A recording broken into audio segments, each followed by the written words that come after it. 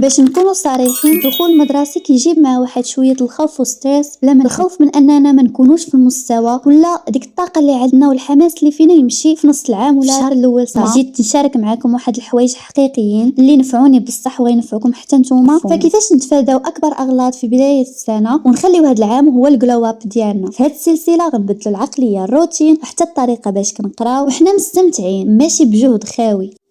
ما تبدايش العام الجديد ديالك بنفس حياتك القديمه. قبل ما تشري اي حاجه للقرايه خاصك ضروري تاخدي واحد الورقه وغتكتبي شنو ما بغيتش نعاود نعيش هذا العام. مثلا كنأجل كل شيء حتى لاخر لحظه، كنضيع بزاف ديال السوايع في التليفون، كنقرا غير ملي كيقرب الامتحانات، صحاب سلبيين وخايبين ما كيشجعوش على الدراسه، كنخاف نسول الاستاذ ملي ما كنفهمش شي حاجه، نقارن راسي. المهم انك تكتبي كاع داكشي اللي ما بغيتيش تعاودي تعيشيه. والمهم هنا هو انك ما تكتبيش غير الاهداف، حيت ساهل بزاف تقولي ولا تقول بغيت نجيب نقطه مزيانه، ولكن السؤال الحقيقي هو شنو خاصني نبدل في السلوك ديالي باش نقدر نوصل لهاد النتيجه ولهاد النقطه. مثلا عوض تقولي بغيت نكون منظمه، تقولي كل ليله غادي نحدد شنو غادي ندير غدا، ولا غادي نقرا غير 45 دقيقه ديال القرايه بلا تليفون. بحال هاد الفروقات الصغيره اللي كتفاهمي بها مع عقلك كتعطي واحد الفرق كبير. واحد الغلط كيديروه بزاف ديال الناس هو انهم كيتسناو حتى يبدا العام عاد باش ينظموا حياتهم. لا، التحضير كيبدا قبل اول نهار. اول حاجه غتجيبي واحد البلان ولا ورقه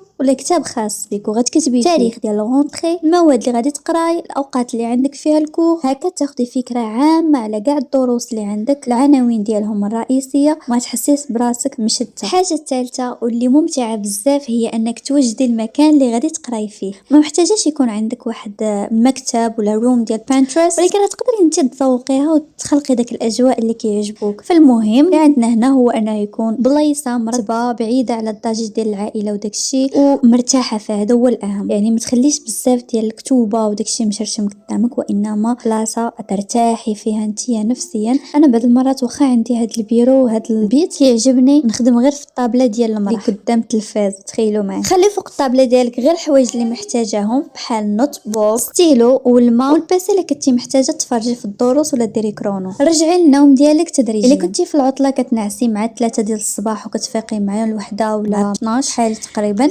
ما خاصناش نحاولوا فجاه نوليو نعسوا مع 10 ونفيقوا مع 6 الصباح. لا، هذا غلط معروف. نبدلوا الوقت تدريجيا. مثلا كل نهار غنحاولوا نعسوا شويه بكري ونفيقوا بكري، ونحاولوا نحيدوا سكرولينغ في التليفون قبل ما ننعس، حيت هو السبب باش كيخليك فايقه. كل ما كان الروتين ديالنا ثابت اكثر غتولي البدايه ديال النهار سهله. بناء روتين خاص بنا صغيور، ماشي حياه بيرفكت، وانما روتين اللي مرتاحين فيه نفسيا. بغيتكم تنساو الفكره ديال انه من نهار اثنين صافي غادي نولي شخصيه جديده. لا، غتختاروا 3 ديال الحاجات ثابته. مثلا غتفيقي في واحد الوقت بكري كل نهار، ندير على الاقل سيسيون وحده ديال القرايه، قبل ما نعس نوجد حوايج الغد ولا شنو غندير غدا، وهكا ديري داكشي اللي مرتاحه فيه يوميا وغتبني الروتين الخاص بك. 10 واللي غتحدي المينيموم ديالك. هاد التريك صراحه كتعجبني بزاف. قولي مع راسك اسوء نهار شنو اقل حاجه نقدر نديرها وغتنفعني من بعد. غنقرا غير 20 دقيقه ما نفوتهاش، بالخصوص الا كنتي عيانه وما عندكش الموتيفاسيون ولا نهارك خايب. لا ما تقولي ما غنقراش اليوم صافي حتى الغدا، غير هذيك 20 دقيقه حاولي تبداي فيها وصافي. كيف وعدتي راسك حبسي، وإلا حسيتي انك مازال تقدري تكملي فكملي، حيت اصلا كتكون غير البدايه اللي صعيبه. تعمدي على التلخيص راه غينفعكم بزاف ملي يقرب الامتحان. دخلوا العام ديالكم بواحد الهدف كبير وواضح. ما بغيتكمش تاخذوا بزاف ديال الاهداف، شي 15 هدف 20 هدف، في الاخر تلفوا ما تعرفوش حتى شنو خاصكم ديروا. عوض ما تقولي غادي نجيب 18 غنولي هادي